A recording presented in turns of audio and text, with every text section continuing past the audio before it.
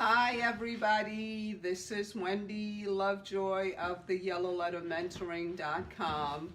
I hope you guys can hear me. Thank you for those that have waited to get on. We're actually on Facebook and we're also on, what's the other one we're on, AJ? Periscope. We're on Periscope as well. We're not actually recording this on the conference call, so I'm going to encourage you. Some people, you're going to be watching this on replay, so I just encourage you to listen to it again and again. It's going to make a big difference in how you handle your business. For those that are familiar with the Yellow Letter Mentoring, it's going to sound like I'm repeating myself, but for everybody else, my name is Wendy Lovejoy, and I am the founder of the Yellow Letter Mentoring Program.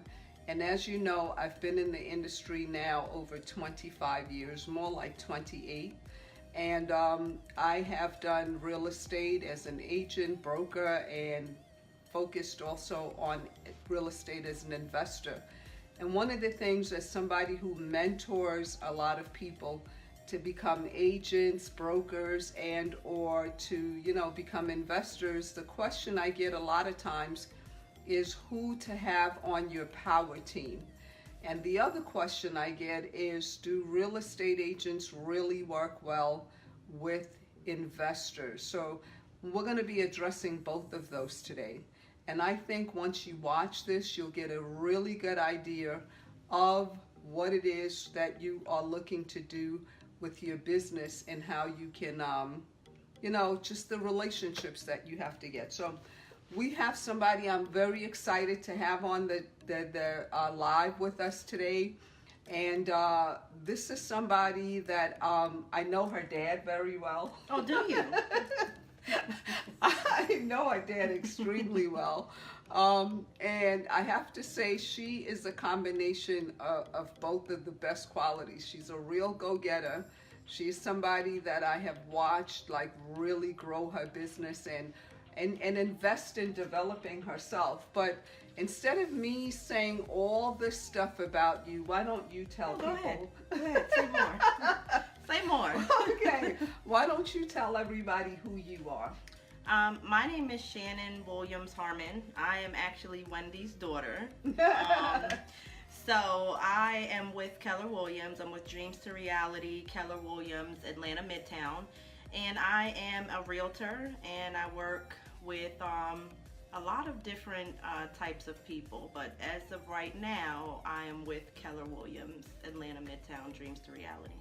Okay, now you said something. What is the difference? Now, I know you grew up in the industry, so I know a lot of the stuff I'm asking you. But I'm asking you for our audience. Okay. So what is the difference between a realtor and a real estate agent? Because you always say, I'm a realtor. Why don't you say I'm a real estate agent or I'm a real estate broker? Well, a broker, I haven't quite gotten there yet. So to me, that would be the top. However, the difference between a real estate agent and a realtor is a realtor is held at a different standard. Certain things, as a realtor, it kind of backs our name, backs who we are, things that we believe in, the code of ethics. That's what a realtor is. We're a part of a board as well, where a real estate agent is not. Okay, a real estate agent and a realtor are both licensed, is that correct? That is correct. And a broker is also licensed? That's correct. Okay, but a real estate investor does not have a license? That's correct. Okay, so now, do you as a real estate agent, do you also believe in being an investor? How do you feel about real estate investors? As a realtor, oh, okay, as a realtor, I definitely believe in investment, or being an investor as well. You can do both, and I just think that it enables you to have different streams of income, and then it also enables you to leverage the money that you're making from being a realtor, to leverage it in becoming an investor as well. Okay, and does your experience as a real estate or realtor, how does that benefit people that you work with. Do you work with investors first of all? I do. They're actually some of my favorite clients. There's pros and cons with every type of person that you work with.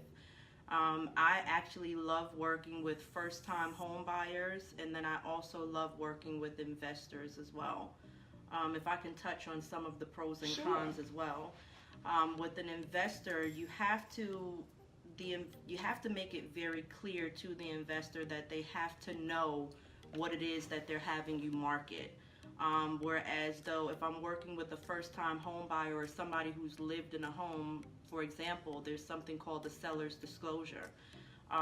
When I'm listing a home for somebody who has actually lived in that home, it's easier for them to fill out that form, which basically tells, there's an issue with the roof, or, anything that has to be told to somebody who's purchasing the home. That listing, the owner would know that because they've lived in the home, whereas an investor, they may not have that information. So you have to dig a little deeper. You have to make sure that when you are marketing the home, that the investor goes behind themselves. Most of the time they get these homes at a foreclosure, so they don't have all that information, utility information, just things that somebody would know being in a home. So you have to make sure that you're aware of that dealing with an investor, so that you don't end up, getting yourself into issues. And you have to make sure that the investor is aware that it is their responsibility to go ahead and kind of research and get these things done, whereas an owner would probably have an easier time answering these questions, so that you better know how to market it. And I know you actually work with a lot of investors from Atlanta, but you also work with international and also out-of-state investors. Mm-hmm. And I know that some of your clients, which is what the seller is called, the investors that give you properties, some of them give you a lot of properties at one time. Do you find that because they now can get a lot of properties, that they are more aware of what the information you're going to need? Does it become easier to work with you as a real estate person licensed to help them out? Are you finding it easier to get information out of them or to get their property sold? Again, my main thing is I want the people watching, because a lot of them are new investors or investors that are looking to build what we call their power team. And I think it's very, very important to have an agent, a realtor on your team. So I want them to know how you feel about working with them, and how does it get easier when you build a relationship? Well, it gets easier because as I build a relationship, I kind of know what the investor is looking for versus the first time. When I first have my consultation with any investor, buyer, or seller, my main purpose is to find out, well, what is it that you're looking for? What's important to you? What is a must? What's not a must? And as we have this conversation that typically takes about an hour over the phone, we kind of iron out things, and we find out that things that they may have thought was a must isn't really a must. And so once I do that first home, we have to do a lot of back and forth, which is okay because it's narrowing down what it is that they're looking for. But once that happens, and I'm now on the third, fourth, fifth house, not only do I know how they prefer to work, everybody's different. Every investor is different. Some investors still have a 9-to-5, some investors don't. So it just depends on who they are and what their background is as well, how their typical day goes. But as I continue to do more homes for them, I know that, okay, well, investor A likes to do things this way, or likes a particular type of home, or likes a particular ARV value, whereas investor B may not even answer his phone for a lower ARV value, or may not want a ranch style home, but they want a multi-level. So then I'm able to kind of search for them without them being here. And most of my investors are out of state, or again international, so they can't be here. So I'm very familiar with the process as it relates to figuring out what it is that they're looking for. And then also, if I find something that's not their typical or their norm, but I feel like as an investor it's going to help them as my client, then I'll also bring that to them as well, and I'll explain to them why, and they, they say yay or nay, and we move from there. Now, do you get, how does somebody start working with you? If somebody watching now, or like I said, we put this on replay on the Yellow Letter Mentoring Facebook page and the website and the YouTube channel. If somebody wants to reach out to you and start working with you, what would be the first questions you would ask them? Well, I would get contact information first, which would be first name, last name, best telephone number, email address, how they prefer to be contacted. Do you prefer an email over the phone? What hours are best for them? Do you prefer mornings versus night? What day is best for them? I have to figure out what type of client they are. Are they A, B, or C? Are they somebody who I need to speak to every day? Or if I speak to them every day, is it going to become a nuisance for them because they have other things going on? Some investors prefer to speak to me just once a week, and that's fine as well. So those are the questions that I'm asking first. Once I find that out, then I'm going to figure out what the, let's say the investor prefers to be contacted by email.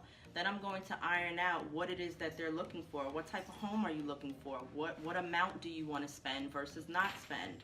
And then from there, I'm going to send them an email with maybe that's going to be the longest list of homes that I found, and that's only because we're trying to narrow down what type of investor I'm working with now. So if they're new, as I start working with them, that email or that list gets shorter, because now I know, okay, well, this shouldn't be on this list because they're not interested in this particular type of home for this reason. So once they have this list of homes and then they narrow it out, then we then have another conversation. Again, this client is now once a week. I speak with them that next Wednesday and say, okay, well, what did you think? And then we'll narrow it down some more. And then we'll go from there until we kind of get to, some investors purchase 3, 4, 5 homes at a time. And some investors do one at a time each time.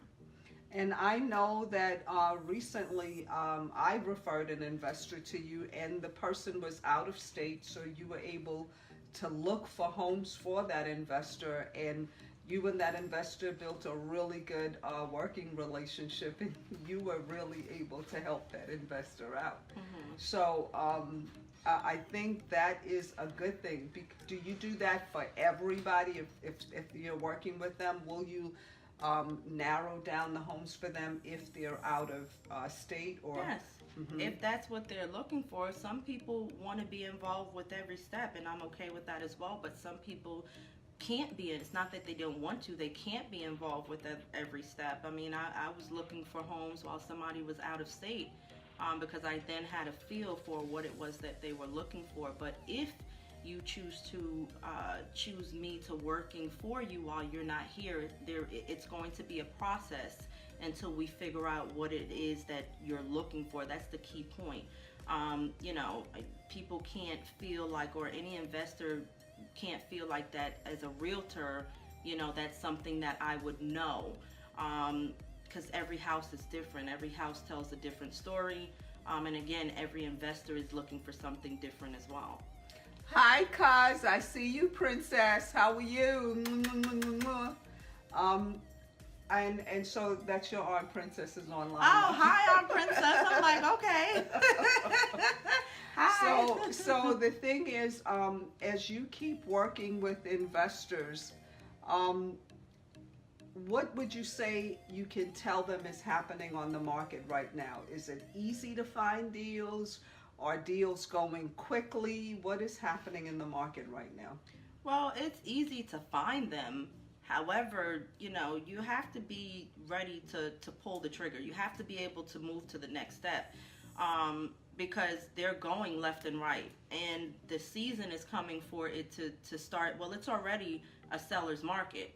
So with an investor, you know, you might see something, and you have to think about it. If you're one investor and a property speaks to you and you're like, oh, I have to have this property, well, there's 20 other investors that have seen it and they feel the same way.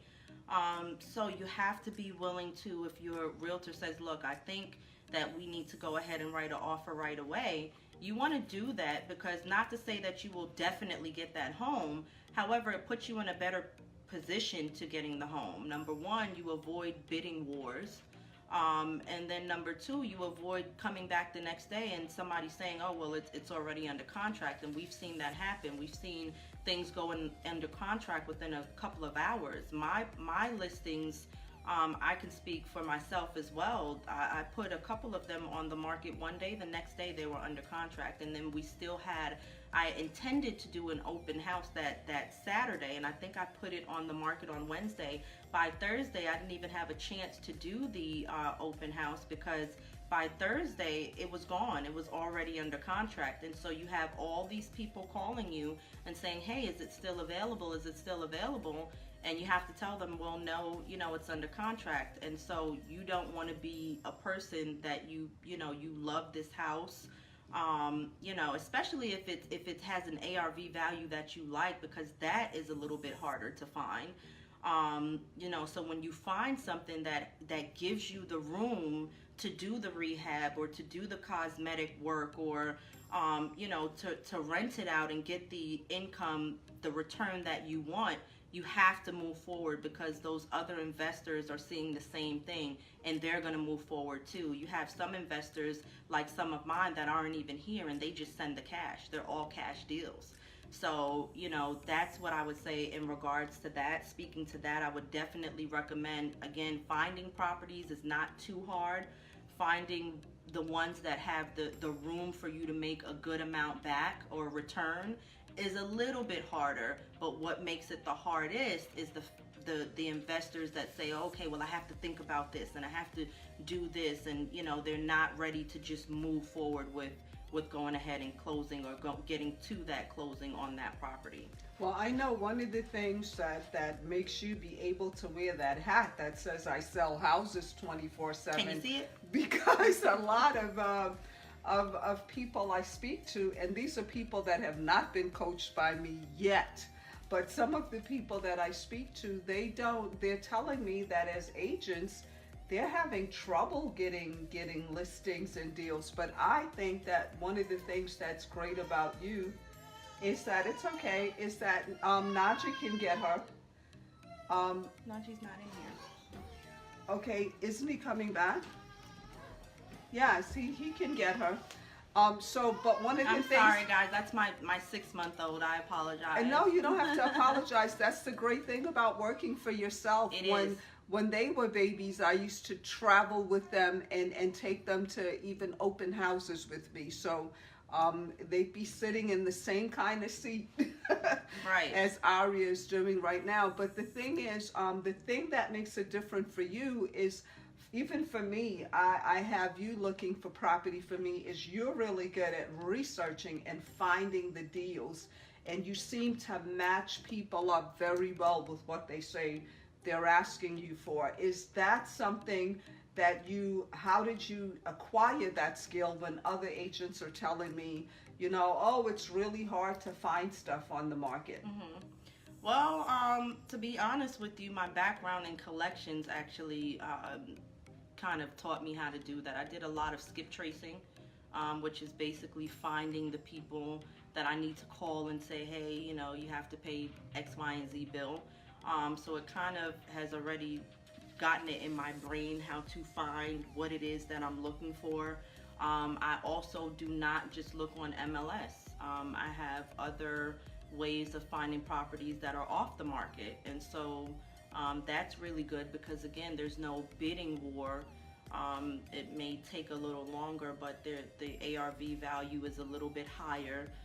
It's a better situation because most agents are just looking on MLS, and that's about 1% of all of the homes that are out there, you know. So that's what's actually equipped me to finding these properties, is my background in collections. And another thing that's good about you, where a lot of agents are only looking at what's available on MLS or FMLS, you will also look at what's expired. You look at, Right. other avenues I'm that they looking at don't. what's expired. I'm looking at, people's background history. Was there a death in the family that may have left a home? Is a couple getting a divorce? I'm looking at all of those things, not just MLS or FMLS that I'm looking at. And then so some of your investors, they not only buy the property with you, but they turn around and they list it back with you after they fixed it up Right. and put it on the market. So if you are an investor, I know you are, but because the other thing people say to me is, well, if she's an investor, why would she give me the deals and not keep them all for herself? What would you say to that? Well, everything is not for me, you know. Just like everything is not for you. If something speaks to me, then I'll act on it. But if I feel like something is going to be a better fit for an investor that I'm working with, then I'm not the type of person to want to hold on to everything, because it's not necessary. I'm doing very well. And so my clients are what keep me going. So I have to put them first. Yeah, right, and that's another great thing, because again, even with me, I have you looking and doing deals for me as well, and you and I don't even look for the same type of properties, or we don't even look at the same locations. I like some areas you don't, and some of my the investors I've referred and the ones you find on your own, they also want areas that you're not interested in. And I've seen you, when they want an area you're interested in, you rather give them the deal and make the quick cash as opposed to keeping the deal. And not only that, but I keep a client as well. So, and not just the area, it's the price range too. Somebody might have a higher price range than where I'm at this time, and then some people might have a lower price range than where I'm at this time. So I'm always trying to, piece together the puzzle and see where it actually fits. And that consists of everything you just stated. And then also location information, things of that nature. Some investors are looking for properties that are solely going by good school districts. That's not something that I'm particularly interested in right now, because my daughter is only 6 months. So that's not something that I would kind of even need to look at for myself. So that's very true. It just depends on what it is that I'm looking at. And even if it is something that works for me and my client as well, again, I'd rather keep the business, because I can buy that property for myself one time. However, if I keep my investor in mind, they're going to keep coming back to me over and over and over again. So I think that's a little bit more important and of as more value as well. So as an investor, what would you say to somebody who is a new investor? Would you say to them that, because a lot of investors I speak to that are new to the industry, they seem to think that there's an opposition between, or there's a fight or a tug of war between real estate investors and the licensed person. Can you give us some feedback on that? I mean, it's two different things. They play two different roles, so there shouldn't be any type of tug of war between investors or real estate agents and or realtors, because they're playing two different roles. When that investor purchases a home, they're going to need a real estate agent or a realtor to go ahead and list that home. Real estate agents are not going out there and buying homes in bulk to go ahead and flip it or resell it or hold on to it. That's an investor's job. And then once they figure out what they want to do to it and fix it up, then they will contact the real estate agent or realtor and say, hey, this is where I need you. I need you to come in and sell the home. So they play two very different roles. So there would be no reason for them to even meet in the middle to have this tug of war situation or go back and forth, because it's two very different things.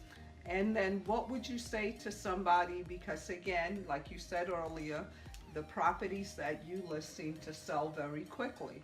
What would you say to somebody who says, I have a listing and I've had it for 6 months, for 8 months? Like, what would cause that to happen? Two things. Really, pricing fixes everything. So if you've had a listing that's been out there for 6 months, you really have to look at, is it priced at the right amount? Because you can't change location. That's always going to be where it's at. The only variable is the price. So, and then also staging. You know, a lot of times your property sits there because it's overstaged, B, it's not staged at all. It's just an empty canvas. And so when people are coming in, they can't picture themselves in that home. They have to be able to picture themselves in that home. And so that also goes to overcrowding it, or making it too personal. You have a purple room upstairs and then a green room here, and you know, you can't do that. Everything needs to be neutral, so that, you know, or you might have somebody who's into bikes, so they have bike stuff all over the place. But what if the person that is meant to buy this house is not into bikes? They're into, you know, music, and so they can't picture themselves in that home, which causes your home to stay there. Also, I mean, it's known that when you're selling a property, you feel like it has the most value for whatever reason. You know, your children, it has history to you, but you have to keep in mind that somebody who's buying it, there is no history there, so there's no emotional attachment. And so you have to be very willing to listen to the realtor, and as long as they have comps to support it, you probably need to reduce your amount and your pricing. So pricing fixes everything. It's either overpriced, so it's not getting in front of the right people, or the right people are seeing it and it's still overpriced because they don't see the value in that property as high as what you see it. And I think another thing that makes how you work differently is you in collections have really mastered mirror matching people and building rapport really quickly. Has that helped you with closing some of these deals that you're closing? Very much so, and also having patience, because you have to realize that when you're dealing with especially first-time home buyers, and investors as well, when you're dealing with anybody purchasing a property, this is one of the biggest purchases that they're going to have in their life. It's more than a car. It's more than other things that people are investing in. And so you're going to have people who have a little bit of pushback, A, who have 1,000,001 questions, B, and you have to be, you know, you have to be patient and answer all of those questions as well. So collections has taught me that. I've had to wear several hats. You got to be a counselor, you have to be a therapist, you have to be an accountant, a financial advisor. At every point in that call, you have to wear a separate hat. And in every part of doing a deal in real estate, you have to wear a separate hat, and you have to be okay with that. So collections has taught me that. It's also taught me how to be a good closer, and how to negotiate. And those are all good key points when you're trying to get the best pricing for either your seller client or your buyer client. And you invest a lot in yourself. Can you say, what do you believe about mentorship? Do you believe that you should have mentorship, and how did you choose? I like to ask layered questions so people can really understand what I want them to get out of that question. Do you believe in mentorship, and what made you choose also Keller Williams? Two different questions. I definitely believe in mentorship. I don't believe that you should go into any field without knowing anything about it, and you know, it's easier to have somebody guide you who's already done the things that you're trying to do. You know, do I feel like it's a must? Yes, because that's probably going to cut out time of you making the wrong decisions, because that mentor has already made that wrong decision, and they can tell you why it's a wrong decision and why you need to go the other way, as opposed to you testing it out, and now you've got to spend time fixing the mistakes that you've made.